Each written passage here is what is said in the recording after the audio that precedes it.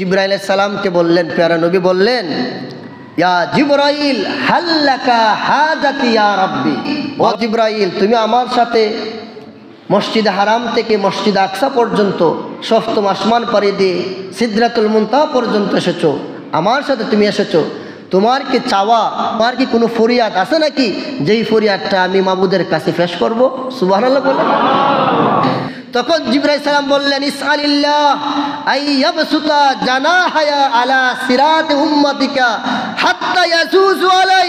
ও আল্লাহর প্রিয় মাহবুব নবী, আমার কোনো চাওয়া নাই, আমার কোনো পাওয়া নাই, আপনার কাছে একটা চাওয়া একটা পাওয়া, ময়দানে মাহশর যখন পুলসিরাত 30,000 বছরের রাস্তা হয়ে যাবে, চুলের ছাইতো চিকন হয়ে যাবে, তলোয়ারের ছাইতো দাঁড়ানো হয়ে যাবে, সেই দিন ময়দানে মাহশরে আপনি আল্লাহর দরবারে সেই পরিহারটা করবেন, মেরাজে যাইয়া আমার যে 500 নূরের ফাঁকা আছে আমি যেন ফুলসিরাতের মধ্যে বিছাইয়া দিতে পারি, আর আপনার উম্মতগণ যেন আমার এই 500 নূরের পাকার উপর ভর দিয়ে তারা ফুলসিরাত পার হয়ে জান্নাতে চলে যায়।